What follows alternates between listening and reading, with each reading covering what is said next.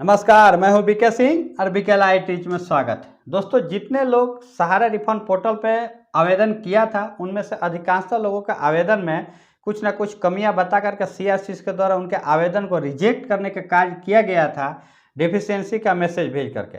और इस डिफिशियंसी का निदान क्या है, इसका पोर्टल पे बहुत हद तक कुछ सटीक और सही जानकारी दिया गया है। आप चाहें तो जाकर के पोर्टल पर पढ़ सकते हैं, नहीं तो आप हमारे वीडियो के एंड तक बने रहिए। इसके पहले पार्ट में हमने यानी कि जो 21 डिफिशियंसियाँ दी हुई है सहारा सीआरसीएस रीसबमिशन पोर्टल पे, आपको अगर जानकारी नहीं होगा कि हाँ रीसबमिशन पोर्टल आ चुका है, इसकी जानकारी मैंने अपने पहले वीडियो में दे दिया था, उसका लिंक भी दिया था। इसके पिछले वाले वीडियो में भी लिंक दे दिया हूँ। आप सीधे इस पोर्टल पर जा करके जो 21 डिफिशियंसियाँ दी हुई है उसका निस्तारण करने का भी कुछ सुझाव यहाँ पे रिकमेंड किया गया है कि कैसे इस डिफिशियंसी को निस्तारण करके फिर से आप आवेदन कर सकते हैं रीअप्लाई। तो इनमें से जो 21 डिफिशियंसियाँ हैं, इसका पहले वाले वीडियो में यानी कि पार्ट 1 में हमने 11 डिफिशियंसियों का अलग अलग तरीके से सही और सटीक जानकारी आप सभी के समक्ष रखने का कोशिश किया था, बिल्कुल आसान शब्दों में। एक बार फिर से यानी कि ये पार्ट 2 है। जो 21 डिफिशियंसियाँ हैं उनमें से 11 के बाद 12 नंबर से इस वीडियो में शुरू होगा डिफिशियंसी का।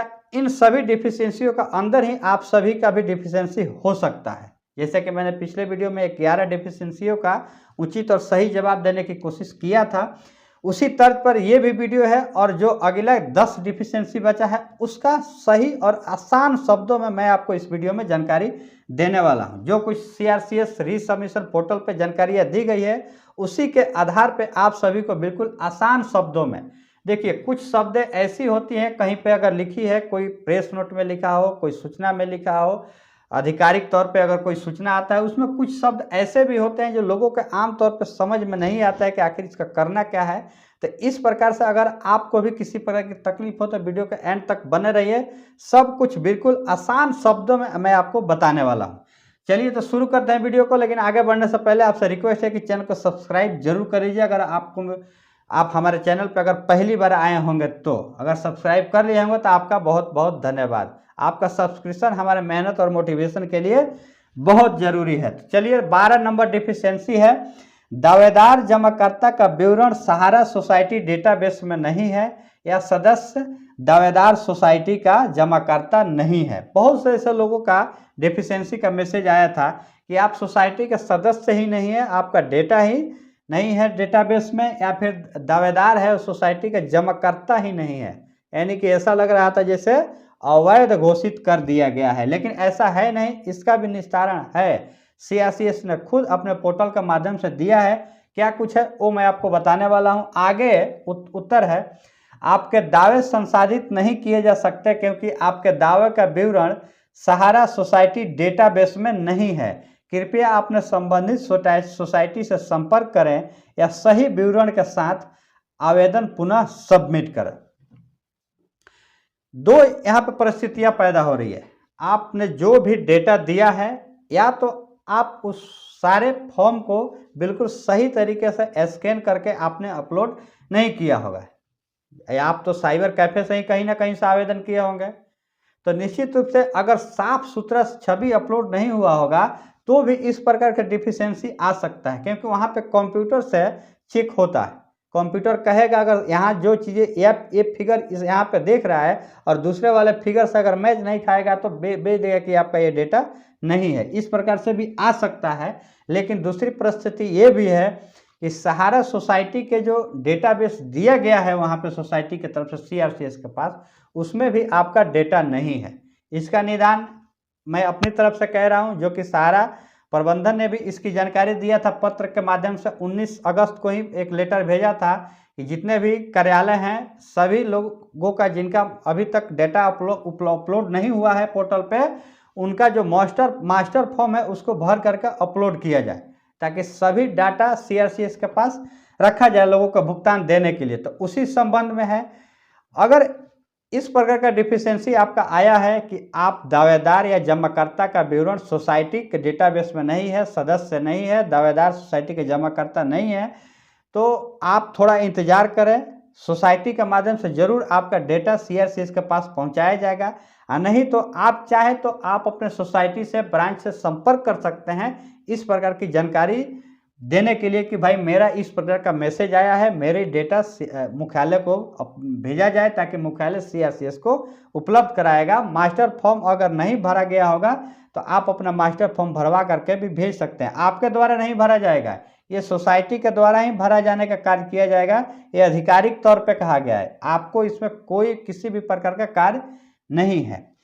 आगे डिफिशियंसी है 13 नंबर, जमाकर्ता द्वारा प्रदान किया गया विवरण सोसाइटी डेटाबेस, सोसाइटी द्वारा प्रदान किए गए रिकॉर्ड, नाम, सदस्यता संख्या, खाता संख्या से मेल नहीं खाता है। आपकी जानकारी के लिए बता दूं कि आपके जो कुछ भी डिफिशियंसियां है ये 10 डिफिशियंसियों में आ सकता है। अगर नहीं आएगा तो मेरा पिछला वीडियो जाकर के देखिए, उसमें 11 डिफिशियंसियों का निस्तारण मैंने आप सभी को बताया था। वीडियो थोड़ा लंबा होगा क्योंकि बिल्कुल आपको आसान भाषा में, आसान शब्दों में मैं आपको बता रहा हूं, इसके लिए थोड़ा सा वीडियो लंबा जरूर होगा। एक ही लाइन में कह देता कि यहाँ फलाना फलाना फलाना आप सोसाइटी से संपर्क करिए, बैंक ITR जमा कीजिए, तो ऐसे होने वाला नहीं है। बिल्कुल आसान शब्दों में क्या है डिफिशियंसी, इस बात को पहले समझिए। अगर आपको क्वेश्चन सही तरीके से समझ में आ जाएगा तो उत्तर देने में बहुत ही आसानी होती है। पहले क्वेश्चन को सही समझिए, यानी कि अपने डिफिशियंसी को समझिए कि क्या कह रहा है। जमाकर्ता द्वारा प्रदान किया गया विवरण सोसाइटी डेटाबेस, सोसाइटी द्वारा प्रदान किए गए रिकॉर्ड, नाम, सदस्यता, खाता संख्या से मेल नहीं खाता है। यानी आपने जो कुछ भी जानकारियां फॉर्म के माध्यम से पोर्टल पे दिया है, जो कुछ भी नाम रखा है, खाता संख्या रखा है, सदस्यता संख्या रखा है, वो जो सहारा के द्वारा CRCS को सौंपा गया है डाटा, उससे मेल नहीं खाता है। यानी आपने कुछ टाइपिंग में मिस्टेक किया है। और मैं ये हर बार कह रहा हूँ कि आप जो कुछ भी फॉर्म आपने अपलोड किया है साफ सुथरा होनी चाहिए। ये कोई प्रत्यक्ष रूप से कोई ऑफिसर के द्वारा नहीं देखा जा रहा है कि इसमें नाम क्या है, इसमें नाम क्या है। कंप्यूटराइज चेकिंग होता है, यहाँ से फिगर और यहाँ का फिगर नहीं मिला तो बेशक आपने सब कुछ सही अपलोड किया और सही टाइपिंग किया और फिर भी आपका रिजेक्ट कर दिया जाएगा। तो इस प्रकार से जानकारियां आपने कुछ अगर गलत दी होगी, नाम में कुछ टाइपिंग मिस्टेक हो गया, सदस्यता संख्या में कुछ टाइपिंग मिस्टेक हो गया होगा, फिर खाता संख्या भी कुछ आपने अलग डाल दिया होगा। बहुत लोग तो खाता संख्या की जगह पे अपना अमाउंट नंबर ही डाल दिया है। चलिए, जो कुछ हुआ हुआ, अगर इस प्रकार का हुआ होगा तो पोर्टल क्या कह रहा है इसके उत्तर के रूप में, आपके दावे संसाधित नहीं किए जा सकते हैं क्योंकि आपके दावे का विवरण पोर्टल में सहारा सोसाइटी द्वारा उपलब्ध कराए गए रिकॉर्ड से मेल नहीं खाता है। कृपया अपने संबंधित सोसाइटी से संपर्क करें या सही विवरण के साथ पुनः आवेदन सबमिट करें। आप पहले इस बात को चेक कर लीजिए कि हमने जो फॉर्म अपलोड किया है पूरी जानकारी दे करके उसमें किसी प्रकार का त्रुटि तो नहीं हुई है। अपने खुद से अगर टाइपिंग मिस्टेक हुआ होगा तो उसको आप फिर से सुधार करके अपलोड कर दीजिए, कोई दिक्कत नहीं है। अगर आपके तरफ से अगर गलती की हुई होगी तो, अन्यथा अगर आपने सब कुछ सही भरा होगा फिर भी अगर इस प्रकार का मैसेज है तो आपको थोड़ा इंतजार करना पड़ेगा। सब कुछ सही है तो आप कर क्या सकते हैं। इसका दूसरा विकल्प ये भी है कि आप सोसाइटी से संपर्क कर सकते हैं। यहाँ भी रिकमेंड किया जा रहा है कि आप सोसाइटी से संपर्क कर सकते हैं। तो इस वक्त ब्रांच खुला क्या है, सबसे बड़ा सवाल ये है। फिर भी अगर ऐसा लगता है कि हम अपने ब्रांच से संपर्क करके इस प्रकार की जानकारियाँ ब्रांच को देंगे ताकि हमारे पूरा डेटा जो सही डेटा है CRCS को उपलब्ध कराए, तो अच्छी बात है, आप ऐसा कर सकते हैं अगर आपके आसपास का कोई भी अगर ब्रांच खुला होगा तो। अन्यथा पहले आप चेक कीजिए कि आपने खुद से तो कुछ गलतियां नहीं की है, गलतियां की हैं तो उसको सुधार करके फिर से पूरी जानकारी के साथ आप अपलोड कीजिए। हर बार मैं कह रहा हूं कि जो भी फॉर्म जब आप अपलोड करते हैं स्कैन करके साफ सुथरा होना चाहिए, नहीं तो सब कुछ सही रहने के बावजूद भी रिजेक्ट कर दिया जाएगा।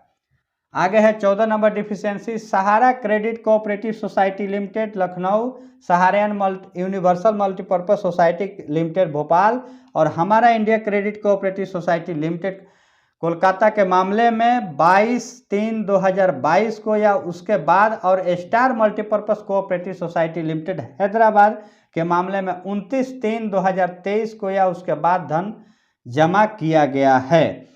यानी इसका जो समय सीमा दिया गया था 3 सोसाइटियों का 22/3/2022 के अगर पहले आपकी जमा धन है तो आपको आवेदन करना है। 3 सोसाइटी कौन? Sahara credit cooperative society limited Lucknow, Saharayn universal multipurpose society limited Bhopal और Hamara India credit cooperative society limited Kolkata के मामले में। 3 सोसाइटियों का 22 मार्च 2022 के पहले अगर आपने निवेश किया होगा तो ही आपका आवेदन सत्यापित होगा, अन्यथा अगर आगे का होगा तो वहाँ से रिजेक्ट कर दिया जाएगा। और एक सोसाइटी जो multipurpose cooperative society limited Hyderabad के मामले में, इन सोसाइटियों के जो भी हमारे जमाकर्ता बंधु हैं उनका 29 मार्च 2023 यानी जिस दिन सुप्रीम कोर्ट का आदेश आया था, हमारे माननीय सुप्रीम कोर्ट का आदेश, उस दिन तक का आपका आवेदन करना है। अगर आपने उस दिन तक का जमा राशि है आपको, उसके पहले तब तक आपको आवेदन करना है। इसके बाद का होगा तो आपको इस प्रकार से मैसेज आया होगा एक डिफिशियंसी बता करके। उत्तर में है दावा मान्य नहीं है क्योंकि पोर्टल के दायरे से बाहर है। तो इन दोनों डेटों के बाद का अगर आपका आवेदन होगा तो ये पोर्टल के दायरे से बाहर आ जाता है, ये स्वीकार नहीं किया जाएगा। आगे है 15 नंबर डिफिशियंसी, सोसाइटी को देय राशि मूल जमा राशि से अधिक है।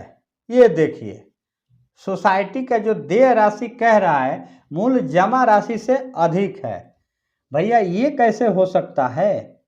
सोसाइटी का देय राशि मूल जमा राशि से अधिक कैसे हो सकता है भाई?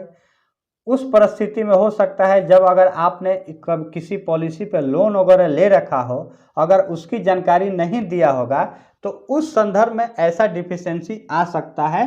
तो आपको जो कुछ भी आपने अगर कहीं से लोन वोन लिया होगा, अपने पॉलिसी पे कुछ पैसा लिया होगा पहले, तो उसकी पूरी जानकारी देनी पड़ेगी, तब ये डिफिशियंसी दूर होगा। उत्तर में क्या कह रहा है? आपका दावा संसाधित नहीं किया जा सकता क्योंकि सोसाइटी के रिकॉर्ड के अनुसार सोसाइटी की देय राशि मूल जमा राशि से अधिक है। यानी पहले आपने कुछ पैसा उठा लिया है, मान लीजिए कि आपका पैसा 50,000 रुपया निवेश है और पहले आपने कहीं से 10,000 या 5,000 रुपया या 15-20,000 जो कुछ भी है आपने लोन अमाउंट के रूप में ले रखा है, ऐसा होता भी रहा है। और अब अगर आप फिर से आवेदन करने गए हैं और 50,000 रुपया जमा राशि का आवेदन कर दिए हैं तो 50,000 अभी का हो गया और पहले का 20,000 हो गया, 70,000 हो गया, कैसे मेल खाएगा? सहारा तो कह रहा है कि हम तो 50,000 में से 20,000 दे दिए हैं, वो पहले ही काट छाट के सब बराबर कर दिया है।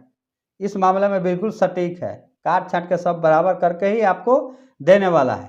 तो ये गलतियां हुई है बहुत से लोगों की। अगर ऐसी गलतियां हुई है तो आपने जो कुछ भी अमाउंट अगर पहले रिसीव किया है तो आपकी उसकी जानकारी देनी होगी, उसकी 6 प्रति अपलोड कीजिएगा, ये डेफिशिएंसी खत्म हो जाएगा। इसका यही निस्तारण है। आगे है 16 नंबर डिफिशियंसी, सोसाइटी का ऋण बकाया जमा राशि से अधिक है। यानी सोसाइटी से अगर आपने ऋण ले रखा है, कोई लोन ले रखा है तो आपकी जमा राशि से भी अधिक है। अब ये किस परिस्थिति में हुई है आप सभी को ही पता होगा। फिलहाल इस प्रकार की डिफिशियंसी अगर है तो कह रहा है उत्तर में कि आपका दावा संसाधित नहीं किया जा सकता क्योंकि सोसाइटी के रिकॉर्ड के अनुसार सोसाइटी का देय ऋण राशि जमा राशि से अधिक है। यानी आपने जो जमा राशि निवेश किया है, जैसे मान लीजिए आपने 20,000 रुपये निवेश किया है, 1 लाख रुपये निवेश किया है, तो कह रहा है कि इससे अधिक का ऋण आपने ले रखा है, पहले ऋण ले रखा है, तभी आपका जो जमा देय ऋण राशि है वो आपका अधिक है और ये मेल नहीं खा रहा है। तो उसका जो कॉपी है आपको देना पड़ेगा कि हाँ आपने कोई लोन ले खा रखा है, कोई ऋण ले रखा है। तो जितना भी ऋण ले रखे हैं सबकी जानकारी देनी होगी आपको। अब कैसे लिए हैं, कैश लिए हैं, बैंक से लिए हैं, वो आपके ऊपर निर्भर है, तो आपका उसका डॉक्यूमेंट देना ही पड़ेगा। आगे है 17 नंबर। वीडियो थोड़ा लंबा हो जाएगा, पहले ही मैं कह रहा हूँ क्योंकि बिल्कुल आसान शब्दों में बारी बारी से आपको बताने वाला हूँ। सारी डिफिशियंसियों का हल सिर्फ 2 पार्ट में, पहला पार्ट पहले वीडियो में था, दूसरा पार्ट अभी दूसरे वीडियो में। 21 डिफिशियंसियाँ हैं, 16 हो चुके हैं, 17, 18, 19, 20, 21, 5 डिफिशियंसी और है। जल्दी से मैं ज़्यादातर कोशिश कर रहा हूँ कि कम समय में आपको ज़्यादा जानकारी देने की कोशिश करूँ। आगे है 17 नंबर, आवेदन पत्र पोर्टल में दर्ज नाम सहारा रिकॉर्ड वाले नाम से मेल नहीं खा रहा है। उत्तर भी सुन लीजिए, फिर एक ही बार मैं आपको बिल्कुल आसान शब्दों में मैं बताने वाला हूँ। आपका दावा संसाधित नहीं किया जा सकता क्योंकि आधार के अनुसार आपका नाम सहारा रिकॉर्ड में मौजूद नाम से मेल नहीं खा रहा है। कृपया अपनी संबंधित सोसाइटी से संपर्क करें। यानी आपका जो आधार कार्ड में नाम है वो सहारा का जो डेटा दिया हुआ है उस नाम से मैच नहीं खा रहा है। यानी आपने 10 को पहले खाता खोला था उस वक्त क्या नाम रखा था ये आपको पता है, लेकिन इस वक्त जो आपका नाम आधार में है उससे वो नाम मैच नहीं खा रहा है, कुछ ना कुछ गलतियां हो रही है। जैसे मान लीजिए कि मेरा नाम विजय कुमार है, हो सकता है कि जो बॉन्ड में टाइप हो गया होगा तो विनय कुमार हो गया होगा, ऐसे ही गलतियां हुई है। तो इस परिस्थिति में इस प्रकार का आपका डिफिशियंसी का मैसेज आया होगा, यानी कि नेम मिसमैच, समझ रहे हैं, नेम मिस्टेक है। तो अगर आपके स्तर से सुधार किया जा सकता है तो आप कर सकते हैं, अगर आपके पास कोई कार्यालय सोसाइटी खुला होगा तो, लेकिन अधिकांशतः मामलों में ऐसा संभव नहीं है, तो आपको थोड़ा धीरज रखना होगा। जरूर ये सोसाइटी की तरफ से ही सुधार किया जाएगा, अभी भी मैं कह रहा हूँ इस बात को, क्योंकि ये आपके बस का है नहीं भाई। आपका जो इस वक्त आधार कार्ड में नाम है वही है, जब आधार कार्ड से वेरिफिकेशन होना है तो फिर सोसाइटी का नाम से क्या लेना देना है? फिर आपने वेरिफिकेशन आधार कार्ड से क्यों करवाया? जब सोसाइटी के नाम से ही वेरिफिकेशन करवाया तो पहले ही हमने जो जानकारियाँ थी वो सोसाइटी के हिसाब से दिए होते हैं, जहाँ से भी इकट्ठा करते हैं। लेकिन आपने आधार कार्ड का लेवल रखा कि हाँ आधार कार्ड से ही वेरिफिकेशन होगा, आप सोसाइटी के नाम से आप मैच करा रहे हैं, कैसे होगा? नहीं होगा, बिल्कुल आपको इस सही करना होगा। तो इसके लिए आप थोड़ा धीरज रखिए, घबराने की जरूरत नहीं है, डरने की जरूरत नहीं है। एक बात मैं कह रहा हूँ, भुगतान मिलेगा आपको, देर सवेर बिल्कुल मिलेगा। आगे है 18 नंबर, सॉरी 19 नंबर, 18 तक हो गया, 19 नंबर। इस आधार संख्या, सदस्यता संख्या, खाता संख्या के लिए दावा पूर्व में प्रस्तुत किया जा चुका है। यानी आपने जो आधार दिया है, सदस्यता संख्या दिया है, खाता संख्या जो भरा है, पूरी जानकारी दी है, उसके अनुसार पहले ही दावा प्रस्तुत किया जा चुका है। उत्तर भी सुन लीजिए पोर्टल देवता का क्या कह रहे हैं, फिर आपको आसान भाषा में मैं समझाने वाला हूं। आपका दावा संसाधित नहीं किया जा सकता है क्योंकि इस आधार संख्या, सदस्यता संख्या, खाता संख्या के संयोजन वाला एक अन्य आवेदन पूर्व में संसाधित हो चुके हैं। अब बताइए, हमारे पास जो बॉन्ड है, जो सदस्यता संख्या है, जो खाता संख्या है, हमने अभी अपना आवेदन किया, अब पहले कौन कर दिया भाई? ये किसके पास पूरा डिटेल है? ऐसा संभव है क्या? बिल्कुल भी संभव नहीं है। ये सरासर कंप्यूटराइज सिस्टम का गलती है और इसको सुधारना पड़ेगा सीआरसीएस को। भाई मेरे पास जो आधार कार्ड है, जो बॉन्ड है, उसी की जानकारी मैं आपको दिया हूं। मेरे पास जो डिटेल है वो भला दूसरे किसी के पास कैसे हो सकता है? पहले तो हमने आवेदन किया नहीं, एक ही बार आवेदन करना है, हम बार बार क्यों आवेदन करेंगे भाई? आवेदन करने में भी पैसा लगता है, सीएससी पर जाएंगे, एक बॉन्ड का कम से कम 100 रुपया लेता ही लेता है। अगर मेरे पास 4-5 बॉन्ड है तो 500 रुपया काटता है क्या कि मैं एक बार पहले भी आवेदन किया हूँ और फिर भी आवेदन करूँ? ऐसा हो सकता है किसी भी जमाकर्ता के द्वारा? कभी भी नहीं हो सकता। कोई करे क्यों भाई, कोई ज़्यादा पैसा खर्च करेगा? एक ही बार अगर आवेदन हो जाएगा तो दूसरी बार करने की ज़रूरत क्या है? और ये कह रहे हैं कि आपके डिटेल से पहले ही आवेदन किया जा चुका है, तो निश्चित रूप से कंप्यूटराइज सिस्टम की गलती है और निश्चित रूप से ये सीआरसीएस सुधार करने का कार्य करेगा। आगे है 20 नंबर डिफिशियंसी, दावे की जमा धनराशि 31 मार्च 2023 के बाद परिपक्व हुई है। जो परिपक्व राशि 31 मार्च 2023 वाली जो डेट दिया गया था और 22 मार्च 2022 वाली, यानी 3 सोसाइटियों का, एक स्टार मल्टीपर्पज़ छोड़ करके बाकी सोसाइटियों का 22 मार्च 2022 का था और स्टार मल्टीपर्पज़ कोऑपरेटिव सोसाइटी का था 31 मार्च 2023 के बाद का जो परिपक्व राशि है वो दावा नहीं लिया जाएगा। उत्तर में भी क्या कह रहा है कि आपका दावा संसाधित नहीं किया जा सकता क्योंकि जमा धनराशि की परिपक्वता 31 मार्च 2023 के बाद की है, अतः पोर्टल के दायरे से बाहर है। यानी जो सीआरसीएस पोर्टल के द्वारा जो जानकारी दी गई थी कि 29 मार्च 2023 के बाद, लेकिन सहारा ने एक पत्र के माध्यम से इस बात की जानकारी दी थी कि 31 मार्च 2023 के बाद के जो परिपक्वता राशि है, उस डेट के बाद के 31 मार्च 2023 के बाद के उस राशि को नहीं लिया जाएगा, उस दावे को नहीं लिया जाएगा। उसी की जानकारी दिया गया कि ये पोर्टल के दायरे से बाहर है। यानी 31 मार्च 2023 के पहले का अगर आपका मैच्योरिटी का डेट होगा तो ही आप इस पोर्टल पे आवेदन कर सकते हैं, अन्यथा अभी आपको करने की जरूरत नहीं है। अब जो लिखित रूप में सूचना है उसी को मानना पड़ेगा। हालांकि हमारे चैनल के माध्यम से मैं खुद आप सभी को रिकमेंड किया था, सजेस्ट किया था कि आप चाहें तो किसी भी डेट का मैच्योरिटी हो आप आवेदन कर सकते हैं। और इसी का नतीजा है, हमने जो रिकमेंड किया था उसका भी परिणाम मिला है। गलत परिणाम कभी नहीं हो सकता। इसी का नतीजा है कि अभी तक 48,000 निवेशकों का पैसा मिला है, 10-10 हज़ार रुपये की राशि। लेकिन CRCS के माध्यम से इस बात की जानकारी दे दी गई है कि अभी तक लगभग 72 से 73 हज़ार करोड़ रुपये की आवेदन रिसीव हो चुका है। बेशक 44 करोड़ रुपये की ही राशि प्रदान की गई है 48,000 निवेशकों में। उसमें 10,000 भी हो सकता है, 10,000 से कम का भी हो सकता है, अलग अलग। यानी कुल राशि 44 करोड़ रुपये की वितरित की गई है। लेकिन जो आवेदन गए हैं, चाहे वो मैच्योरिटी डेट का हो या ना हो, सभी आवेदनों को मिला करके 72,000 करोड़ रुपये की राशि का आवेदन हो चुका है। उसी का ये नतीजा है।